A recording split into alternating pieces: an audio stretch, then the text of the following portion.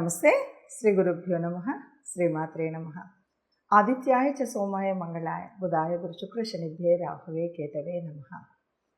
శ్రీమాత శ్రీ మహారాజ్ఞి శ్రీమత్ సింహాసనేశ్వరి చిదగ్నికుండ సంభూత దేవకార్య సముద్యత. అందరికీ శుభోదయం. ప్రతి మాసంలోనూ మాస ఫలాలు పక్ష ఫలాలు తెలుపుకుంటూ ఉన్నాం కదా. అదేవిధంగా అప్పుడప్పుడు గ్రహాలు మారుతూ ఉన్నప్పుడు ఈ గ్రహ సంచారాన్ని బట్టి ద్వాదశ రాశుల మీద ఎలాంటి ప్రభావం ఉంటుంది అన్నది కూడా చెప్పుకుంటూ ఉంటాం.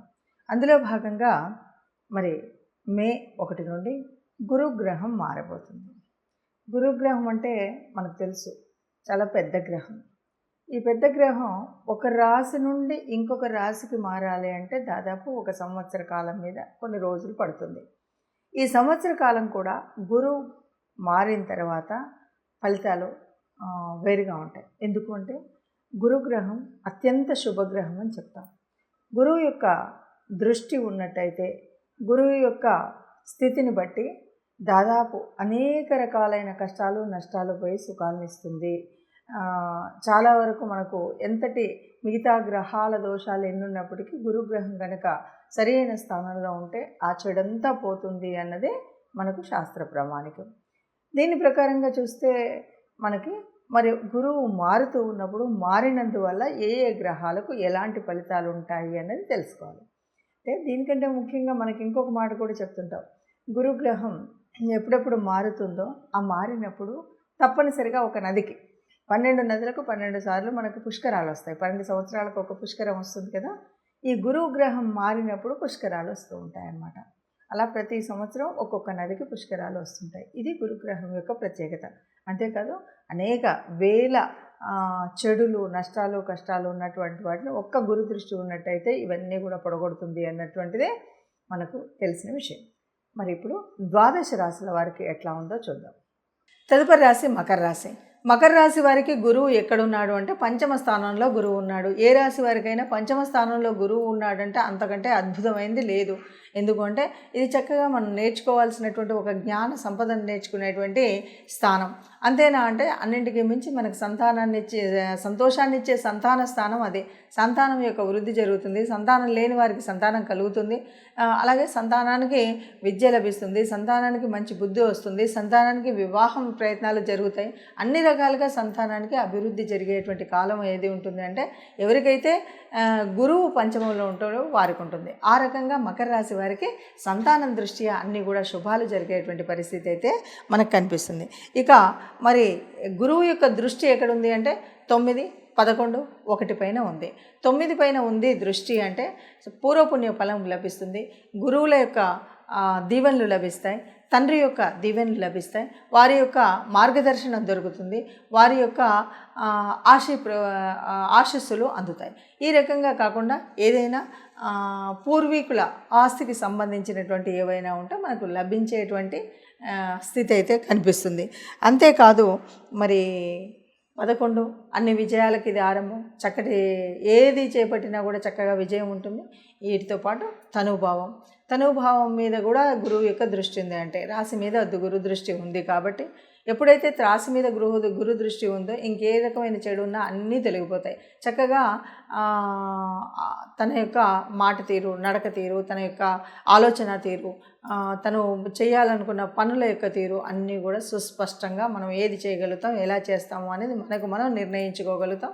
చక్కటి ఆలోచన విధానం ఉంటుంది. చక్కటి ఒక నిర్దేశం మనమే ముందుగా చేసుకోగలిగినటువంటి ప్రణాళిక వేసుకోగలుగుతాం. చక్కగా ముందుకు వెళ్ళగలుగుతాం.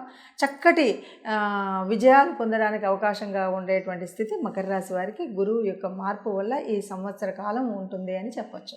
మనకందరికీ తెలిసిందే గురుగ్రహం అంటే పెద్ద గ్రహం.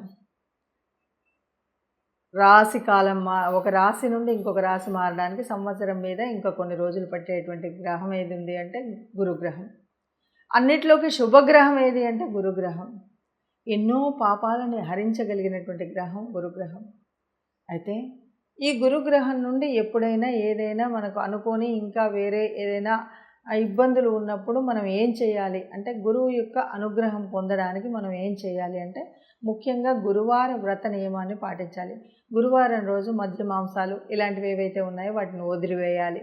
అలాగే గురువారం రోజు వీలైతే కొంచెం పసుపు వర్ణానికి సంబంధించినటువంటి వస్త్రధారణ చేయడం ఇంకొక విషయం. గురువారం రోజు మనకు అంటే కేవలం దత్తాత్రేయ స్వామి ఇలా మనం దేవాలయాలకు గురువులకు సంబంధించినటువంటి ఆలయాలకు వెళ్ళడమే కాదు, మనకు సంబంధించినటువంటి గురువులు ఎవరున్నా కూడా వారిని సత్కరించడము, వారికి సేవ చేయడం, సత్కరించడం కంటే ముఖ్యంగా సేవ చేయడం అన్నది చాలా ముఖ్యం. వీటితో పాటు గురు అనుగ్రహం కలగాలన్నా, ఇంకేది కలగాలన్నా కూడా మనకు ఆర్థికంగా కానీ మానసికంగా సంతోషం కలగాలన్నా మనం చేయాల్సినటువంటి ఇంకొక ముఖ్యమైన రెమెడీ ఏంటంటే తప్పనిసరిగా గోశాలకు వెళ్ళడం, గోవుకి గ్రాసం తినిపించడం. ఇది వీలైతే గురువారం చేయండి, లేదు అంటే మీకు ఇష్టం వచ్చిన రోజు ఏ రోజైనా చేయొచ్చు. ఇలా చేయడమే కాకుండా నవగ్రహాల దగ్గరికి వెళ్ళినప్పుడు గురుగ్రహ స్తోత్రాన్ని చదవడం కూడా మర్చిపోకుండా చేయండి. ఇది సంవత్సర కాలం ఉండేటువంటి మార్పు కాబట్టి ఏదైనా మీకు అనుకున్నటువంటి అనుకూలత లభించకపోతే కనుక ఈ రెమెడీస్ చేసినట్టయితే మీరు శుభంగా ఉంటారని చెప్పచ్చు. మరి గురుగ్రహ మార్పు వల్ల ఒక్కొక్క రాశికి ఎలా ఉంది అంటే దాదాపుగా అందరికీ బాగానే ఉంటుంది.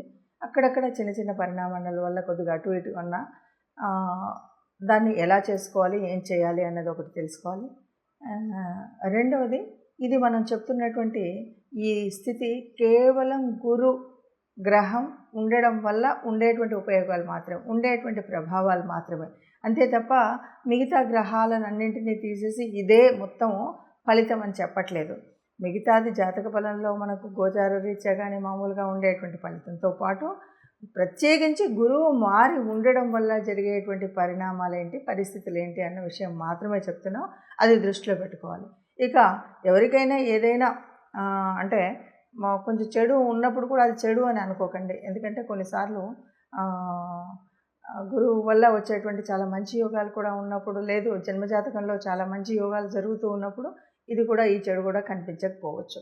ఇది ఒకటి దృష్టిలో పెట్టుకోండి. ఇక ఎక్కడైనా ఎవరికైనా సరిగ్గా లేదు అంటే ఏం చేయాలి అంటే ముఖ్యంగా గురువార వ్రతం.